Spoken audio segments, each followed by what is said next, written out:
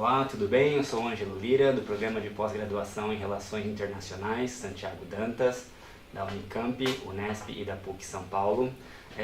Estou aqui hoje com o professor Peter Velset, que é um professor da Ecosur, professor de agroecologia da Ecosur em Chiapas, México, e está aqui pela CAPES, na Universidade Federal do Ceará, no Departamento de Geografia, sim? Assim mesmo. A gente vai começar aqui uma discussão sobre o Exército Zapatista de Libertação Nacional, tema bastante interessante, sobretudo em relação aos movimentos atuais do movimento zapatista no México. Professor, então, a princípio eu gostaria que você introduzisse essa resistência zapatista para a gente. O Levante teve em 94, mas o movimento ele é anterior a isso. Por que Chiapas e por que 1994? Há uma relação com o NAFTA que também entra em vigor nesse momento? Bueno, vocês sabem que os povos indígenas na América tudo tem mais de 500 anos de exclusão. A raiz da exclusão é a conquista de parte dos europeus das Américas, o roubo das terras e territórios dos povos indígenas, o genocídio. E México é um caso disso, que é igual como os demais países de América Latina. A região de Chiapas Chiapas é o estado mais pobre de México, na região mais pobre, que é o sul, o suleste. No caso do México, o suleste é como o nordeste do Brasil, é a região mais excluída, mais pobre, mais indígena, e onde as pessoas não participaram realmente na Revolução Mexicana, quase não chegou. A reforma México com a Revolução Mexicana fez uma das reformas agrárias mais grandes da história, mas não chegou para Chiapas. Então ficou como modelo de latifúndio, de fazendeiro, dos índios morando na fazenda como peões, trabalho escravo, umas condições laborais no pleno século XX parecido ao século XVI. Não havia mudado nada. Então eles tiveram muitas razões para se levantar, mas somado a isso foi a assinatura de parte dos governos do México, Estados Unidos e Canadá da NAFTA, o Tratado de Livre Comércio da América do Norte, onde uma das condições era o governo do México tirar a lei de reforma agrária, ou seja, tirar a possibilidade no futuro dos camponeses ainda peões das grandes fazendas ter a esperança de uma reforma agrária. Então foi como a última coisa, o último tiro para eles, que não temos mais possibilidade que nos levantar em armas, porque não tem futuro para nós como estão as coisas agora. Então eles passaram, já haviam passado o tempo se organizando com uma formação militar. No princípio não era para fazer uma revolução armada, era para defender as comunidades dos pistoleiros do latifúndio.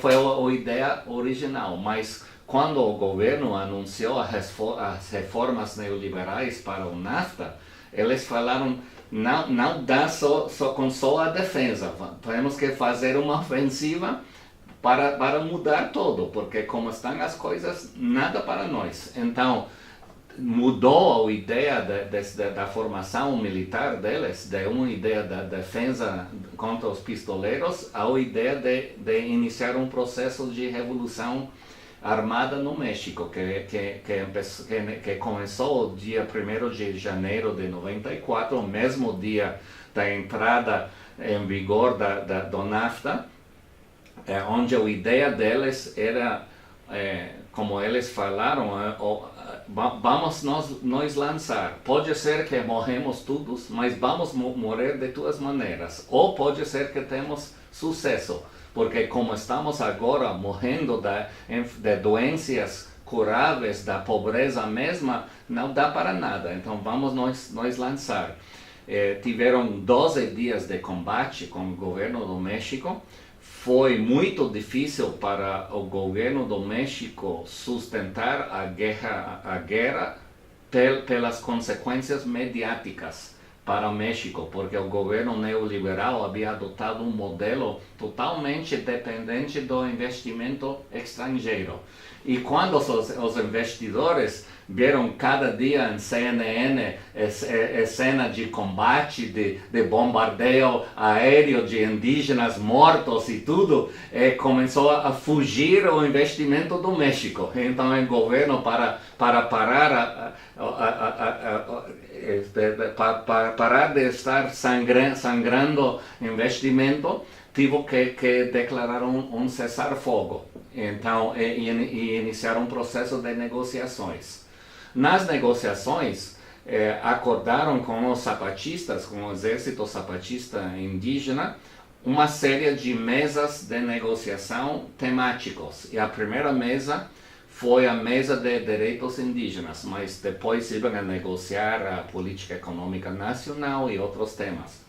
Para negociar com o governo o tema indígena, os zapatistas convidaram a todos os povos indígenas do México, que são mais de 50 etnicidades, cada um com seu idioma, sua língua, a fazer uma consulta. Convidaram a formação do primeiro Congresso Nacional dos Povos Indígenas, onde foi consensuado as posturas de todos os povos frente às negociações com o governo. E negociaram os acordos de San Andrés no ano 96, onde o governo acordou propor uma lei indígena para o parlamento mexicano, para garantir os direitos territoriais coletivos dos povos. Mas o governo fez uma traição. Não tentaram conseguir a aprovação da lei, mas formularam uma lei alternativa que não incrementava os direitos dos povos, mas restavam direitos que já tiveram para que se ficaram pior. Então, resultado disso, a traição dos três poderes, falam os zapatistas, porque foi o executivo que mudou a proposta da lei, foi o parlamento, todos os partidos políticos da esquerda até a direita que aprovaram a lei falsa, e depois a lei foi questionada no Tribunal Supremo, que deixou intacto a lei. Então, falam os zapatistas que a traição foi dos três poderes do governo, então vamos cortar toda a relação com o Estado, já não reconhecemos mais a legitimidade do Estado e vamos construir autonomia em nossos territórios. Então já tem 20 anos da construção de uma autonomia territorial muito completa. Tem autogoverno, tem administração autônoma da justiça, saúde autônoma, educação autônoma, reforma agrária autônoma, agroecologia, tem tudo. Quase um Estado diferente, um Estado muito outro, diferente, autônomo do Estado oficial de México. Certo. E essas regiões autônomas, elas, na realidade, o movimento, ele, em suas declarações de la Selva Lacandona, Sim. Eles sempre trazem as palavras justiça, liberdade e democracia. Exatamente. Como esses elementos, que cada palavra dessa já traz elementos para a gente refletir Sim. por dias, Exatamente. Como eles tratam esses elementos em suas sociedades autônomas? O senhor já falou da justiça autônoma, mas como Sim. isso se dá de fato? Bom, por exemplo, na justiça é muito diferente ao sistema judiciário oficial. Por exemplo, se você e eu somos camponeses, vizinhos, temos uma disputa sobre a colindância entre minha propriedade e sua propriedade, se levamos para o corte oficial, um juiz oficial, primeira coisa, tudo vai ser feito em espanhol. Mas somos camponeses indígenas, não falamos espanhol, nós temos que pagar o intérprete, porque o sistema judiciário não paga a interpretação, primeira coisa. Segunda coisa, você e eu temos que contratar advogados. Terceira coisa, a pessoa que ganha é a pessoa que mais propina paga para o juiz. E quarta coisa é que o juiz vai decidir ou tudo para você ou tudo para mim. A diferença com a justiça autônoma, primeiro, vão ser feitos no nosso idioma indígena, não precisa interpretação, sem advogado, e o princípio judiciário é que vamos buscar uma solução justa para as duas partes e sem paga de propina, sem corrupção. Então, a Junta de Bom Governo, que é um espaço coletivo de autogoverno, também funciona como uma corte de justiça. E eles têm detetives que fazem a pesquisa do caso. Eles vão falar, mas ele tem 8 filhos que tem que manter, mas o outro tem um documento que mostra que a propriedade é dele. Então, como vamos buscar um equilíbrio entre a necessidade dele e a documentação que eu tenho. Então, não vamos colocar a cerca até ali, nem até ali, mas vamos buscar um ponto intermédio que responde às necessidades das duas famílias, mas também toma em conta a história, a documentação e tudo. Então é um princípio de justiça, de buscar soluções justas para todas as pessoas. E se eu cometo um crime violento, por exemplo, ou um roubo, a princípio não é a punição, o princípio é a restituição para a comunidade ou para a pessoa afetada. Se eu assassino ao marido, ao pai de uma família, então eles vão determinar por toda a vida eu tenho que trabalhar para manter a minha própria família e também para manter a família afetada pela morte do pai. Eles falam, se fazemos a punição de mandar preso ao assassino, já são 2 famílias que não têm pai, que não têm trabalho no lote camponês, 2 famílias que vão sofrer. Então, não vamos mandar preso, vamos obrigar a trabalhar para a manutenção de 2 famílias e não de uma família. E se não o assassinato, se um crime menor, um roubo, por exemplo, de um bem comum da comunidade, o cara tem que trabalhar a repor o dano feito. Quando a comunidade aceita que já está feita a restituição, então pode receber o perdão coletivo da comunidade. Então são princípios de justiça que são muito diferentes, porque o sistema oficial está baseado na punição, é ponto. Não restituição, nada disso. Nada de justiça de verdade. Então é uma outra justiça, a justiça autônoma. Muito bem.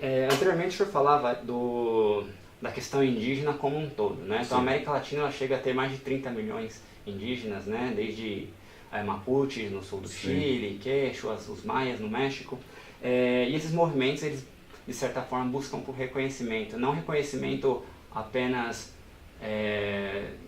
do indivíduo enquanto um nativo, reconhecimento, né? Coletivo. Sim, mas um reconhecimento coletivo daquilo que eles chamam de bem viver, né? Da sua forma de organização social. Recentemente, em 2008, com a Constituição de Montecristi, alguns direitos foram incorporados, né, na Bolívia também. No entanto, alguns estudiosos constitucionalistas latino-americanos, como Roberto Gargarella, ele vem falar que esses direitos eles foram incorporados, mas não teve alteração na estrutura de poder. Exatamente. Né? Então você tem o direito, mas você não muda a forma de organizar o poder. Porque as coisas de uma Constituição ficam só no papel, se não há uma mudança real da relação de poder. E só é possível para os que estamos de abaixo na sociedade se nós organizamos para ter uma pressão coletiva, uma correlação de forças da mobilização das pessoas, porque as constituições todas são muito bonitas, mas a maioria das coisas mais positivas ficam só no papel. Sim, e aí a relação com movimentos zapatistas em relação à organização do poder ela é bastante diferente, né? Ele quer, de certa forma, desconstruir o poder como ele está e fazê-lo com bases com uma sustentação social de fato. Exatamente. Quando eles falam de democracia, estamos falando de uma democracia popular, real. Então, como é o autogoverno deles? Eles rejeitam a ideia da governação individualizada, pessoalista, partidária, ou ideias que todo o processo de se governar deve ser coletivo e rotativo. Se fica só uma pessoa, essa pessoa pode se corromper. Se a pessoa não rota, não entra e sai, entra outro também, desenvolve interesses no sistema. Então a ideia deles é que todos os espaços de governança são coletivas e rotativas. Uma pessoa não fica mais de 3 anos e depois entram outras pessoas e falam que é obrigação de toda a população participar, eles falam de dar serviço como governante que não é remunerado, não recebem nenhum salário, é um custo, um sacrifício para eles, um serviço para a comunidade de participar um mandato, um processo coletivo de governança. E a ideia deles é se todo membro da sociedade participa ou participou alguma vez, não podem ser enganados no futuro pelos governantes, porque já sabem de dentro como funciona esse negócio de governar. Então é uma coisa muito democrática. E a situação agora, né? Através do CNI, eles vão lançar a candidatura a presidente. Sim, então, é interessante porque eles rejeitaram no passado todas as candidaturas, os partidos políticos, mas agora com o Congresso Nacional Indígena, o CNI vão lançar uma candidatura independente, diferente, sem partido político, vai ser uma mulher indígena, mas ela não se vai candidatear só, mas bem, ela é a porta-voz de um espaço coletivo, que eles chamam Conselho Indígena de Governo, com representação mais de 200 pessoas de todas as etnicidades do México, com o sistema parecido às juntas de bom governo no território zapatista, da coletividade, da rotatividade, e estão colocando isso como uma proposta alternativa de como se governar o país. Agora vão concorrer nas eleições de 2018. E agora uma outra pergunta aqui para a gente já encaminhar para o final dessa entrevista, é em relação à relação que tem entre o movimento zapatista e a sociedade interna mexicana. Sim. E a relação que o movimento tem com grupos internacionais. Sim, na relação com a sociedade mexicana, quando eles fizeram o levantamento armado em 94, quase a grande maioria da sociedade teve muita simpatia com eles. E foi outro fator, além do tema da inversão estrangeira, que obrigou o governo a se sentar a negociar com eles. Mas depois, como parte de uma estratégia da contra-insurgência que o governo aplica contra eles, é um apagão mediático. Não sai notícia deles, não sai nada na televisão, nos jornais. Então a grande parte da população quase não lembra deles. Se eu vou na rua, na cidade do México, eu pergunto para qualquer pessoa na rua sobre as zapatistas, eles vão responder, ainda existem os zapatistas, porque estão ausentes da mídia. Então, é outra razão que explica por que a candidatura agora, porque permite um esforço por romper o cerco mediático. Se registram uma candidatura, tem direito a temporar, igual como os outros candidatos, e romper o apagão mediático. Mas quando você fala com as pessoas sobre o movimento, a resposta da maioria das pessoas é de simpatia. Porque os zapatistas têm cuidado muito sua imagem, uma atuação sempre cuidando a ética, sempre se cuidando de falar a verdade, de não se misturar com negócios dos partidos políticos, da corrupção. Eles não aceitam fundos públicos.